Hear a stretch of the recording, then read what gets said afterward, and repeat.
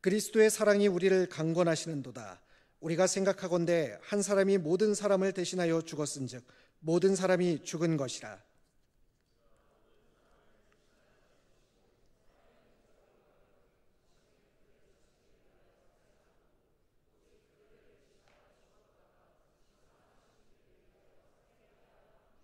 그러므로 우리가 이제부터는 어떤 사람도 육신을 따라 알지 아니하노라.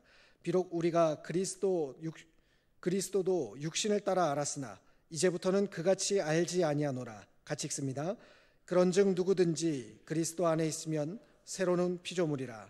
이전 것은 지나갔으니 보라 새 것이 되었도다. 아멘.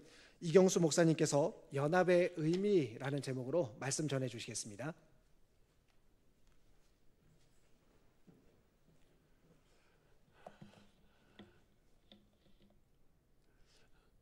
오늘은 종려주일입니다. 예수님께서 나귀를 타시고 예루살렘 성에 입성하실 때에 많은 이스라엘 백성들이 종려나무 가지, 이 가지를 흔들면서 예수님을 맞이했습니다. 그래서 이날을 종려주일이라고 이야기를 합니다. 그리고 종려주일로부터 한 주간이 바로 우리가 잘 알고 있는 고난주간이죠. 이 고난주간에는 예수님께서 예루살렘 성에 입성하신 후에 이제 십자가 대속 사건을 마치시기까지 한 주간을 쭉 보내시게 되고, 그리고 맞이하는 주일이 바로 부활주일입니다. 예수님께서 십자가의 고난을 통해서 그리고 그 죽으심과 그의 부활을 통해서 성도들에게 많은 영적인 유익을 주셨습니다. 그리고 오늘은 특별히 예수님께서 잡히시면서 그리고 십자가에 죽으셨던 성금요일 전날에 있었던 사건을 여러분들과 함께 나누며 오늘의 이 성찬의 의미가 무엇인지를 여러분들과 한번 살펴보고자 합니다. 예수님께서는 그 잡히시고 그 다음날 십자가를 지시고 운명하시기까지 그 목요일날 참 중요한 일을 하셨어요. 여러분, 우리가 죽음에 임박했을 때의 사람은 유언이라는 것을 남기고 또 자신의 생을 마감하면서 정말 중요한 필요한 것이 무엇인지를 남기고자 하는 마음속에 열망이 있습니다. 아마도 예수님께서는 잡히시고 또한 십자가의 구속사건을 감당하시기에 앞서서 정말 내가 마지막으로 보여줘야 할 것이 무엇일까에 대해서 많은 고민을 하셨고, 주어져 있는 제한적인 시간 속에서 사역을 감당하셔야 했습니다. 그리고 감당한 것이 바로 제자들의 발을 씻겨주셨던 세족식과 우리가 레오나르도 다빈치의 최후의 만찬으로 잘 알고 있는 예수님의 성만찬입니다. 예수님께서는 이 성만찬을 베푸시면서 이것을 기념하여 너희도 지켜 행하라라고 말씀하셨습니다. 종교개혁가인 우리 잘 알고 있는 칼빈은 그래서 이 성만찬을 가급적이면은 매주, 자주 성도들과 함께 예배를 통해서 시행하라고 권면을 했습니다. 그만큼 성만찬이 주는 유익이 크다라는 것이죠. 오늘 이 성찬에 임하기 앞서서 성찬에 있는 영적인 유익을 한번 마음속에 새겨볼 수 있기를 바랍니다. 성찬이 언제 시행이 되었을까요? 십자가에 달려 돌아가시 전날 밤 그 구속사건을 앞에 두고 예수님께서는 제자들을 불러 모으셨습니다. 그리고 그 불러 모으신 자리에서 떡과 포도주를 나누시면서 이렇게 말씀하시죠. 떡을 나누시면서 이것은 내 몸이요 내 살이다. 포도주를 나누시면서는 이것은 나의 피다. 그렇다면 예수님께서 왜 섬뜩하게, 우리야 지금은 자연스럽고 당연스럽게 말씀하셨으니까 다가오겠지만은 왜 떡과 포도주를 나누면서 섬뜩하게 이거는 내 살이다, 이거는 내 피다. 여러분 한번 생각해 보세요. 갑작스럽게 음료를 나누면서 떡을 나누면서 내 살이다, 내 피다. 이것을 처음 경험했던 제자들은 참으로 섬뜩하고 충격적이었을 것입니다. 실제로 그랬던 것이 이 이후에 초대교회가 예수님의 성만찬을 거행하면서 이 기독교를 알지 못했던 이방인들은 기독교라는 집단들을 어떻게 오해했느냐? 저 집단은 식인 종교 집단이다. 자기들끼리 모여서 살을 떼고 피를 마신다 라고 해서 당시 초대교회 교인들은 이방인들에게 살인, 식육, 종교 집단이다 라고 오해를 받기도 했습니다. 왜 예수님께서는 성찬을 통해서 살과 피를 상징하는 떡과 포도주를 나누게 하셨을까요? 바로 이 성찬이 가지는 중요한 영적인 의미가 있기 때문입니다. 그 의미는 연합입니다. 연합. 예수님의 성만찬을 통해서, 그리고 살이다, 피다라고 말씀하시면서 떡과 포도주를 나눈 중요한 영적 의미 무엇이라고요? 연합이라는 거예요. 연합. 그리고 연합에는 크게 두 가지의 의미가 있습니다. 첫 번째는 예수 그리스도와의 연합이고, 두 번째는 성도와의 연합입니다. 오늘은 이 예수 그리스도와의 연합에 대해서 말씀을 좀 나누려고 합니다. 우리가 읽었던 말씀 고린도후서 5장 17절 말씀인데요, 같이 다시 한번 한 목소리를 읽어보겠습니다. 고린도후서 5장 17절. 그런즉 누구든지 그리스도 안에 있으면 새로운 피조물이라. 이전 것은 지나갔으니 보라 새 것이 되었도다. 지금 오늘 말씀을 보면은 우리가 어떤 존재라고 말씀하고 있습니까? 새로운 피조물이다. New creation. 전에 없었던 새로운 존재가 되었다라고 말씀하고 있습니다. 바울은 이러한 우리가 새 존재가 되었다라는 것, 우리는 새로운 전에 없던 재창조된 존재라고 선포하고 고백하고 있습니다. 그런데 우리가 어떻게 해서 새로운 피조물이 되었습니까? 사실은 그 앞에 있는 것이 더 중요해요. 누구든지 그리스도 안에 있으면, 누구든지 그리스도 안에 있을 때 새로운 피조물이 된다라고 말씀하고 있습니다.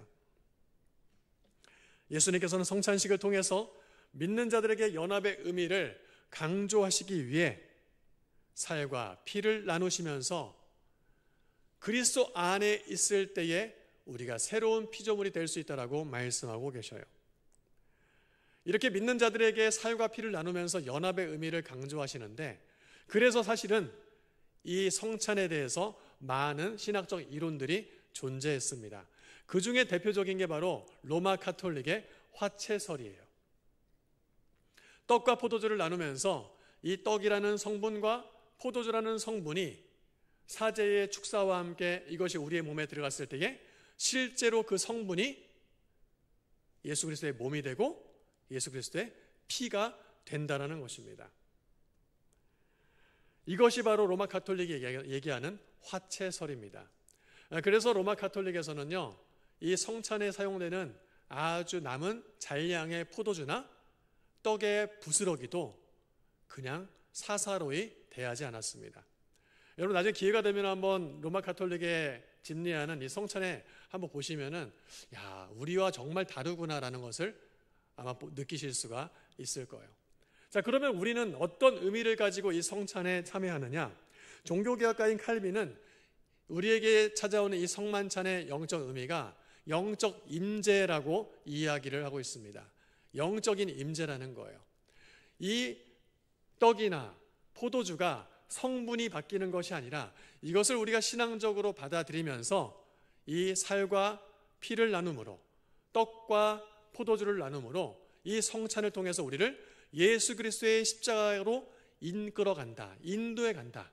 영적인 임재가 우리 가운데 임한다라고 말하고 있습니다. 그래서 우리는 성찬을 통해서 이렇게 고백할 수 있는 거예요. 야, 이 떡이 내 안에 들어와서 예수님의 살이 되는구나 하고 뭔가 내 안에 거룩한 변화 막 이런 것들이 일어나는 것이 아니라 이것을 믿음으로 받아들이면서 나에게 찾아오는 예수 그리스도의 나와의 신비로운 연합을 묵상하고 그 십자가를 다시 한번 나의 십자가로 고백하는 데 의미가 있다는 것입니다. 그래서 이러한 성찬은 교회 전통 가운데 매우 중요하게 자리 잡고 있습니다. 그래서 교회를 다니는 성도들이 교회 안에서 어떠한 범죄를 저지르고 어떠한 잘못을 저질렀을 때에 그에 대한 징계를 내리는데요, 여러 가지 징계의 절차가 있습니다. 권면도 하고요, 이런 과정들을 거치는데요, 그런 과정 중에서 정직이라는 징계가 있습니다. 그의 직무를 멈추게 하는 거죠. 자, 그러면 정직 다음에 더 중요한 징계가 뭘까요? 자, 직무를 정직시킨다. 그 다음에 더 중요한 죄는 직무를 박탈시키는 거죠. 면직입니다. 자, 이 다음 단계가 바로 성찬을 금지하는 거예요.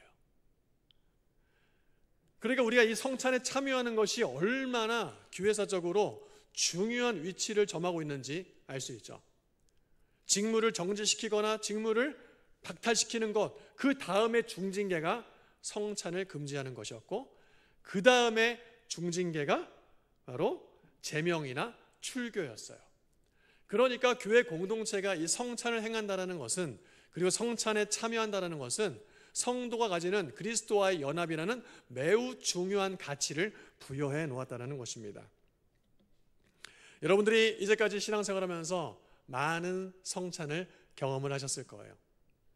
그러나 이 성찬이 예수 그리스도와의 연합을 의미하는 정말 신비로운 일이라는 것을 고백하고, 또한 세례받은 사람이 누구나가 행하는 것이 아니라 혹 내가 하나님 앞에, 공동체 앞에 그 지은 죄가 중하다라고 한다면, 이게 그리스도와 연합을 상징하는 성찬이 금지당할 수도 있구나, 이것은 정말 크나큰 징계구나, 우리 그런 생각을, 경고심을 가질 필요가 있다는 것입니다.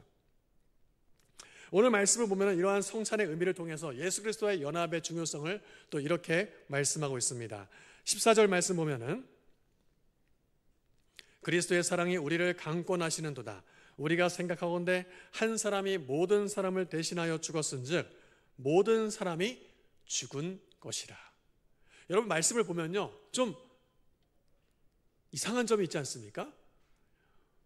일반적인 생각을 해볼 때 한 사람이 모든 사람을 위해서 대신 죽었기 때문에 그의 죽음으로 모든 사람은 살았다라고 말하는 게 어떻게 보면 당연한 거예요. 근데 오늘 말씀을 보면은 한 사람이 모든 사람을 위해서 대신 죽었기 때문에 그의 죽음과 함께 우리 모두가 죽었다라고 말하고 있습니다. 이게 바로 그리스도와의 연합이에요. 예수님의 죽으심 때문에 우리가 살아났다고 보통 얘기하지만, 그 첫 출발은 살기 전에 이미 예수 그리스도의 십자가와 함께 우리 또한 모두가 죽었다라는 것입니다. 예수 그리스도의 십자가와 함께 우리가 연합된 존재라는 거예요. 그리고 죽음에서 끝이 아니라 잘 알고 있듯이 그의 살아나심과 함께 우리는 또한 연합하여 살아나는 것입니다. 로마서 6장 5절 말씀에는 바울이 이렇게 고백하고 있습니다. 만일 우리가 그의 죽으심과 같은 모양으로 연합한 자가 되었으면 또한 그의 부활과 같은 모양으로 연합한 자도 되리라. 아멘이십니까? 예. 우리가 예수 그리스도의 부활과 함께 연합된 것으로 그냥 그것만이 끝이 아니라, 사실은 그 부활의 영광과 연합하기에 앞서서 우리는 무엇과 함께 연합했다고요? 예수 그리스도의 십자가의 죽으심과 함께 연합된 존재라는 것입니다. 부활이 있기 위해서는 무엇이 있어야 됩니까? 죽음이 있어야 돼요. 우리 또한 마찬가지라는 것입니다. 우리도 예수 그리스도와 함께 죽었고 예수 그리스도와 함께 삶으로 연합했다라는 것입니다. 그리고 이 놀라운 신비로운 연합의 결정체가 바로 오늘 우리가 나누게 될 성찬에 담겨져 있습니다.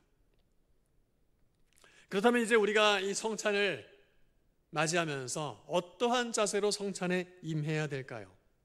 연합의 의미를 가지고 성찬에 임할 때에 내가 그리스도 안에서 새로운 피조물이 되었다라고 하는데, 그러면 이 성찬에 임하면서 내가 어떠한 마음가짐을 가지고 또 다음 성찬에 임할 때까지 어떠한 자세로 살아가야 될까요? 오늘 우리가 읽은 말씀 15절 말씀에는 이렇게 기록하고 있습니다. 그가 모든 사람을 대신하여 죽으심은 살아있는 자들로 하여금, 자 함께요, 다시는 그들 자신을 위하여 살지 않고 오직 그들을 대신하여 죽었다가 다시 살아나신 이를 위하여 살게 하려 하심이라. 여러분, 우리가 성찬을 통해서 예수 그리스도와 함께 연합했다라면은, 내 안에 예수님이 계시네, 내가 예수 그리스도의 십자가와 함께 죽었고 예수 그리스도의 부활과 함께 살아났네, 놀랍도다 라고 해서 끝이 아니라 이제는 어떻게 해요? 자기를 위하는 삶을 그치고 나를 위해서 죽으신 예수 그리스도를 위한 삶으로 삶의 자세가 변화되어져야 된다는 것입니다. 오늘 이 성찬을 이제 시작하기에 앞서서 여러분, 우리가 꼭 두 가지를 기억할 수 있기를 바랍니다. 첫 번째, 성찬의 영적인 의미는 무엇이다? 예수 그리스도와의 연합이다. 연합이에요. 그러니까 사사로이 받을 수 없는 거예요. 성찬에 받기에 앞서서 이것을 통해 예수 그리스도의 죽으심을 묵상하며 나 또한 죽었습니다. 그리고 예수 그리스도의 부활하심을 통해 나 또한 연합하여 살았습니다. 그것을 믿음으로 고백하며 나를 십자가로 이끄시는, 그리고 예수 그리스도의 부활로 이끄시는 그 놀라운 영적인 은혜를 이 성찬을 통해서 누리실 수 있는 여러분 될 수 있기를 주의 이름으로 축원합니다. 두 번째요, 이 성찬을 통해서 연합의 의미를 생각하면서 우리가 어떠한 자세로 대해야 되느냐? 내 자신을 위한 삶이 아니라 우리를 위해 죽었다가 다시 사신 그리스도를 위한 삶을 살아가겠다 다짐하고 결단하는 시간이 되시기를 바랍니다. 왜요? 우리는 이미 예수 그리스도의 십자가와 함께 죽었고 예수 그리스도와 부활함과 함께 다시 살아났기 때문에 이제는 나를 위해 사는 것이 아니라 나를 위해 죽고 또한 나를 위해 부활하신 이제 그 주님을 위해 살겠노라, 그렇게 다짐해야 된다는 거예요. 그러니 오늘 성찬을 받으면서 우리는 회개해야 됩니다. 어떤 회개를 해야 될까요? 두 가지 영적 원리에 따라 회개해야 됩니다. 하나님, 내 안에 그리스도와 연합된 삶을 내가 살지 않았음을 회개합니다. 내가 그의 죽으심과 부활과 함께 연합하였는데 여전히 나는 내 마음대로 살았음을 고백합니다. 주님, 이 성찬을 통해서 다시금 내 마음대로 살았던 모습을 회개원이 용서하시고 나를 십자가로 인도하고 예수의 부활로 인도하시는 그 은혜를 따라서 다시금 주를 위한 삶을 살게 하옵소서. 그렇게 기도함으로 성찬에 임하시고 성찬이 거듭될 때마다 우리를 십자가 가운데 죽이셨지만 다시금 영화롭게 살리시는 그 놀라운 연합의 의미를 더 깊이 영적으로 새기시면서 성찬의 크신 깊은 은혜를 누리며 나갈 수 있는 거룩한 주의 백성들 될 수 있기를 주의 이름으로 축원합니다. 함께 기도하겠습니다. 살아계신 아버지 하나님, 오늘 이 시간 우리 주님께서 잡히시던 날 밤 십자가의 구속사건을 이루시기 전에 가장 중요한 믿음의 백성들에게 보이고자 하시는 일들을 행하셨습니다. 제자들의 발을 씻기셨고 또한 그들과 함께 한자리에 둘러앉아 떡과 포도주를 나누며 예수 그리스도의 신비로운 연합을 우리에게 명령하셨습니다. 이제 우리가 예수님의 가르침을 따라 떡과 잔을 나누며 예수 그리스도의 십자가의 죽으심과 그의 부활하심의 신비로운 연합을 이 성찬을 통해 영적으로 충만히 깊이 누리며 나아가기를 원합니다. 먼저 그러지 못한 우리의 자신을 회개할 때에 회개의 영을 부어주시고 또한 이 시간 주의 살과 피를 먹고 마실 때에 우리를 십자가 가운데로 이끄시며 그 부활의 영광 가운데로 이끄시는 놀라운 영적 체험을 경험할 수 있는 거룩한 주의 백성들 되게 하여 주옵소서. 예수님의 이름으로 간절히 기도드리옵나이다. 아멘.